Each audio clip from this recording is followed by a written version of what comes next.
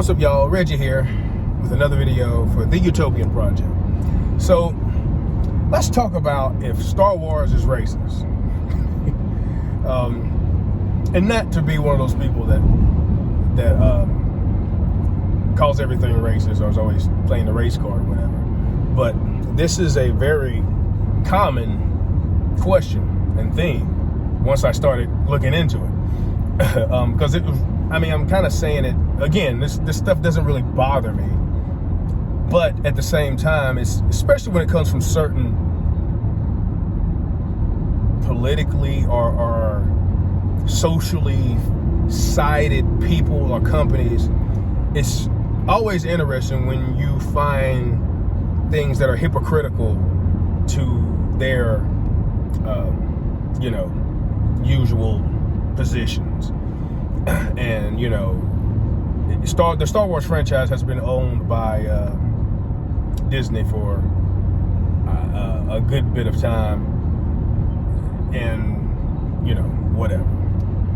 So we know their typical leanings and some of the questionable things that have been in Disney programming. So anyway, all right, this is going to be a little bit long because I want to connect these dots and just as to how I, this, for me, how I came back around. And now this isn't the first thing that got me thinking this, but it's just recently this first point I'm going to make just really kind of not sealed the deal, but said, hey, this is two things now that have just stuck in my mind, and it's just this matter of fact, quote unquote, coincidence of things that make me connect certain dots. So, all right, I've always been a person who, like, again, setting this up kind of a backdrop, I've always been a person, so I'm getting ready to make a post about this on my personal page about jewelry and watches. I've never been a jewelry guy, I've never been a watch guy. I've always said if I had a bunch of money, I'm not going to spend a bunch of money on watches, on a watch, or give a crap about wearing a Rolex. I mean, I was like, I could be a billionaire and I'm not going to spend a crazy amount on a watch. It's like, it just tells time. It's just crazy, ridiculous. And again, meanwhile, people would say the same thing about a car, or, a Lamborghini, which is one of my dream cars, right? Since I was a child, since Miami Vice with, my Lamborghini Countach poster on the wall. So, never been a watch or jewelry guy. So anyway, well, due to YouTube and mostly YouTube, but probably various other little things in my algorithm of life, came across a video probably at some point in the past few years, year or two or whatever, and it made me kind of start paying attention when I would see certain things that showed that there is value in these, obviously there's value, but it just made me pay a little bit more attention and give a little bit more, respect to the watch field and the watch genre and the watch market and just jewelry in general, just as I started watching some of these channels. Now, the only channel that I can name, because I'm getting ready to share one guy, and I recognize his face. I recognize a couple of people's faces, but I just don't watch these videos enough. I don't go searching for these videos. They usually just come up in my feed whenever I watch certain other things, or whenever YouTube feels like it's time, right? So, but I do know Moses the Jeweler, right? So Moses the Jeweler is a guy in New York. I guess it might be the Diamond District or whatever. I'm pretty sure that's where he is. Anyway, he's a jeweler. He's around a whole bunch of other shops in New York. He's always making a deal. He knows everybody. Everybody knows him. He's talking deals. He's always talking. He has his slang. His whole vibe is just kind of interesting and cool for me. And he has certain principles to the deal. You do certain things. You don't do certain things. wants to, gives back to the communities, about the kid, et cetera, the kids, et cetera, et cetera. So I've been watching him off and on for a while. I don't know some of these other folks, but I recognize them. But I'm getting a little bit more interested in the watch game and jewelry from watching these guys. So Moses is a Jewish gentleman, relatively young guy. And just hearing him, if you know me, I'm kind of big on impersonating people and things. Like sometimes I can do some pretty good stuff. I'm not crazy talented like a Jamie Foxx or whatever, but it's just one of those things I've always kind of done my whole life, right? Pretty decent at it. So, and I'm just observant to certain things when it comes to people. And that I've always been that way. I'm just real observant, and that makes it easier to imitate people or whatever. So listening to him talk, I've always been interested in hearing different dialects, different languages, hearing different people talk, and just trying to understand or thinking about where those things come from and how we're different, and, our heritages and past and whatnot. So Moses the jeweler kind of has this thing, right? Or for him it would be right. So me being country boy, South Carolina, I'm like, where I've heard that before. What is that? Now most people from New York or other places or maybe a little bit more up north would just be like, that's the New York. That's the kind of what I'm figuring is probably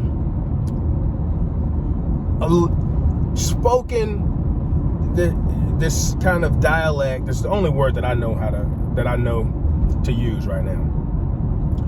Is probably very common in the Jewish community, because it's like, okay, where have I heard this before? And it's a little bit similar to the New York, the Italian. You hear it in the movies, and the C word from Sopranos. Hearing Tony Soprano say the C word, cunt, and put the TH at the end instead of a hard T. So hearing, did I have to go there? Yeah, I don't know. Teat, what's his name? And Meet the Parents. Robert De Niro. He says, you can milk. Yeah, you can milk anything. He says, I just put the cat up to the teat. And Robert De Niro goes, teat? It's just this TH thing. I don't know.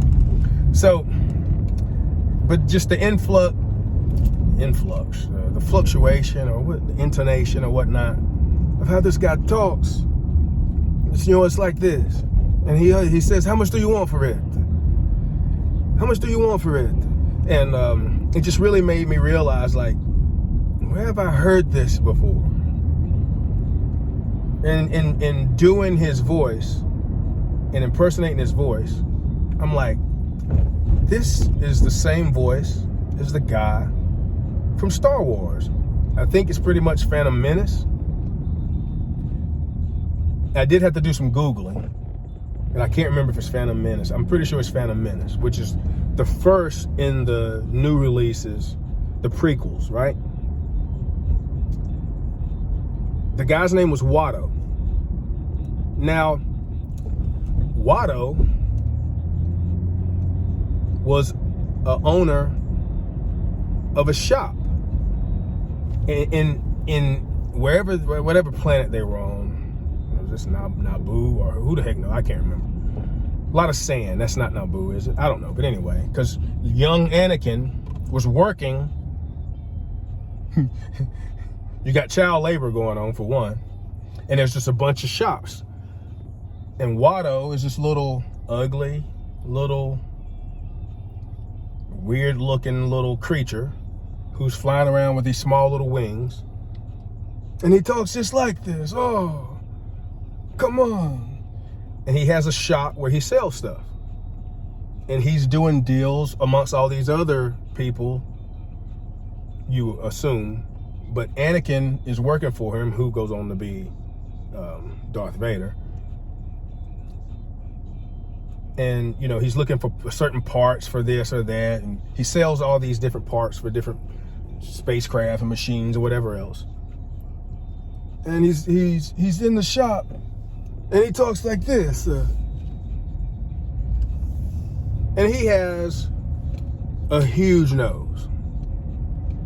Like it's his, whatever his species of alien is, they all have this proboscis. Like it's like a proboscis nosed monkey. Like this is obviously something that would be unique to their species.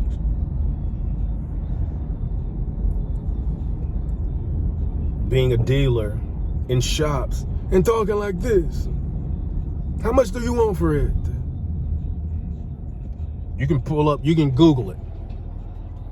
So Googling is Star Wars races, Googling Watto races, you will see that this is not a new concept and not a new observation. Before this gets too long. Now, you can, if you don't understand what that signifies and how that is easily construed, if you're young, you might not understand this. Big nose. If you don't understand what that means when it comes to a certain race of people in New York, race or you know, whatever, ethnicity, whatever you want to, whatever, of people around New York. I won't say a specific word, but you know what I mean. And talking like this. So, if this is indeed Phantom Menace, I'm pretty sure this is also where you had Jar Jar Binks. And like, when I first saw Jar Jar Binks, I was like, there was something offensive about this guy. Even though I'm caught up watching the show, I mean, this was 20 years ago or whatever, or roundabout. I'm like, what is it with this guy? I know what I'm seeing here, and I just can't put my finger on it. It's the same way with this Watto character. It's like, you know something is going on if you kind of know, if you just kind of have a certain level of observation. You know they're modeling these characters after certain real life things and dialects and people and races, etc. Nothing wrong with that. But when you take things to a certain level, it gets offensive. But with Jar Jar, I was like, Misa Jar Jar Binks. Misa so-and-so, so-and-so. I'm like, come on. I know what I'm hearing here. This is something related to black people, Southern slash something related to the Caribbean, Jamaican, Gullah, you know, Creole, just that down south near the Atlantic Ocean dialect, race, ethnicity of people. And he was Gungan. Gungan was his supposedly, you know, his people. And they all have big lips, and he's always going, or his, you know, his king or whatever, the king of their people. It's like, you know, these huge lips. He's always running around, getting into trouble, effing stuff up. And he talked like this. His general skin tone is lighter. I mean, is brownish. He's brown, beige. Gungan is his species or whatever of people. Gungan, Geechee, Gullah, all related to the black, you know, Jamaican, Caribbean, Southern intertwinings of race and ethnicity or whatever from our past, and not necessarily all slave trade past, but because heaven forbid to think that black people were actually moving about with boats. I mean, we never could be that smart, but you know, on our own. But I digress. Certainly another series of videos. But again, if you Google Jar Jar Binks racist, Jar Jar Binks, Star Wars racist, whatever, you'll see that this is nothing new. And I just wanted to touch on this because this is, okay, can we do this? I haven't really thought about it, but can we do this with other characters, or what other stuff is just so coincidental that other people would find it also offensive enough to talk about it or think, is this you gonna tell me this is a mistake? So it's just funny. Now, again, I'm not walking around offended. I mean, I still like the Star Wars franchise, even though it's something that's just kind of not interesting to me now as much. But especially the first three, right? I mean, I still love Star Wars, but I'm not gonna sit here and just act like this is the end of the world, or like, oh my gosh, this is another example of racism. But especially coming from Disney and coming from and you read some of these remarks by Lucasfilms and like I read one where it's like, there's no way that Jar Jar was based on the Jamaican character or something like that. And it's just like, what do you?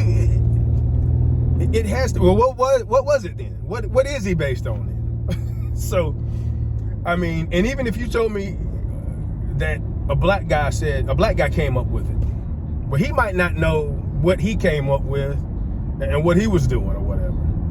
And you're not going to tell me this made it through concept, production, post-production, editing, and nobody said, hey, hold on. Between this and the other guy, Wano, who talks like this, how much do you want for it, Moses the jeweler, huh? So it's just funny. 16 minutes, but I won't keep you too much longer. But it's just interesting how these things me watches is what. Now, none of this stuff, like Jar Jar was already there. Like Jar Jar was years ago. I'm like, I got this figured out. And I don't think about it. Again, it's not something that's terribly offensive to me or something. But literally a couple of weeks ago, I'm watching Moses the Jeweler, and I'm imitating him, and then it hits me, Star Wars. And then I'm like, that guy, he was the guy, wasn't he the guy with the big nose? And I'm like, holy crap, he ran a shop. He was a dealer. And it just really was like, pow, pow, pow, pow, pow. And I was like, this one was new to me. So that's the point I wanted to make, just giving the backdrop and how if you pay attention to certain things, you can just figure out a lot of things of what is and what isn't in the world just by paying attention. And again, this is nothing mind-blowing, but it was just real eye-opening and just real kind of fun, actually, also to see this. Like, this is undeniable. You cannot say this is a coincidence. You got two situations, and then you got who knows how many more. But to see other people out there saying, I see this too, that gives you a little bit of validation. So now you got like, hey, this isn't just my personal opinion anecdote. If you you could do a study on this, and you would replicate some of these results. So yeah, man. So it's just real, it's been real kind of funny, just kind of thinking about this and whatnot. But anyway, before this video gets too much longer,